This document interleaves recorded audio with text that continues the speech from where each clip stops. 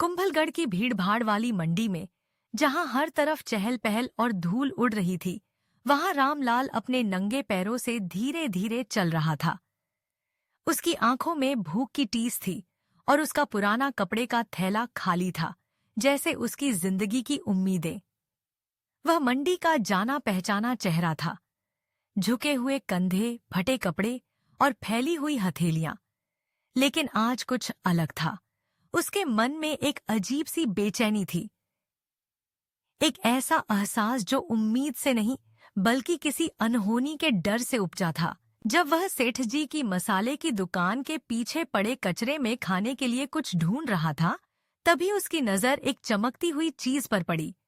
वह एक सोने का टुकड़ा था, एक बड़ा सा टुकड़ा जो शायद एक तोला से कम नहीं था। रामलाल का दिल तेजी से धड़कने लगा। उसकी आंखों के सामने अपनी बीमार पत्नी और भूखे बच्चों के चेहरे घूम गए। इस सोने से वह उनके लिए हफ्तों, शायद महीनों का खाना खरीद सकता था। उसने सोने को गौर से देखा और धीरे से बुदबुदाया, ये सोना है? इतना बड़ा टुकड़ा? अगर इसे बेच दूं तो मेरे बच्चे भूखे नहीं रहेंगे। पर ये मेरा नहीं है, इसे उठाना क्या सही होगा? यहाँ रामलाल के मन में एक द्वंद्व शुरू होता है। चोरी करना गलत है, यह उसने अपने पिता से सीखा था। ईमानदारी ही सबसे बड़ी पूंजी है। लेकिन क्या ईमानदारी का कोई मतलब है जब पेट खाली हो? उसके बच्चे हर रात भूखे सोते हैं, लेकिन अगर उसने इसे चुराया तो क्या वह उनके सामने सिर उठा पाएगा? दूसरी ओर सेठ जी का नाम उसके कानों में गूंजता है। वह एक कठोर और लालची व्यापारी है जो गरीबों के प्रति कोई दया नहीं दिखाता। अगर वह यह सोना लौटाता तो शायद उसे कुछ भी नहीं मिलता, बल्कि उल्टा डांट फटकार झेलनी पड़ती। सेठ जी को ये सोना लौटाने से क्या मिलेगा? शायद एक ताना, या फिर मुझे झूठा चोर कह देंगे। लेकिन क्या मेरी ईमानदारी उनकी नजरों में कोई मायने रखेगी? यह सोचते सोचते रामलाल घंटों वहीं बैठा रहा। बाजार की चहल पहल धीमी पड़ने लगी और सूरज ढलने लगा। उसके सामने दो ही रास्ते थे, या तो वह सोना चुरा ले और अपने परिवार के लिए खाना जुटाए, या फिर अपने उसूलों पर डटा रहे। आखिरकार उसने अपने दिल की सुनी। उसने सोना नहीं उठाया।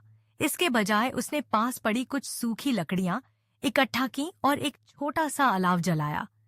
उसने उसी आग पर एक आलू भूनकर खाया जो उसे कचरे में मिला था।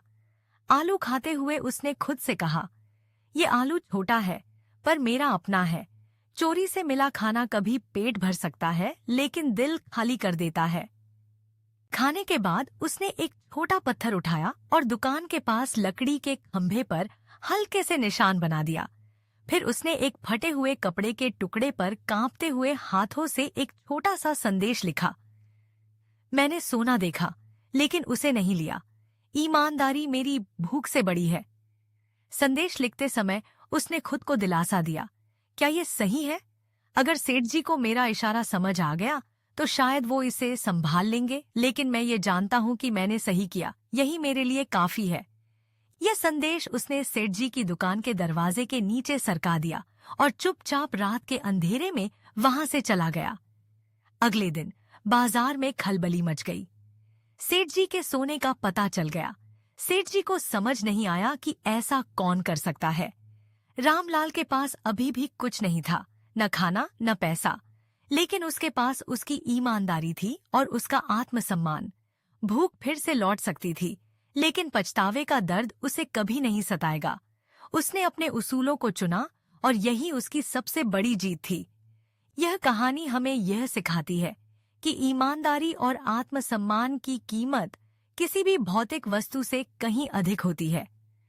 जब हम अपने उसूलों पर खड़े रहते हैं तो हम अपने जीवन में एक सच्ची जीत हासिल करते हैं। चाहे परिस्थितियां कितनी भी कठिन क्यों न हो, हमें अपने मूल्यों को नहीं छोड़ना चाहिए। यही सच्ची ताकत है।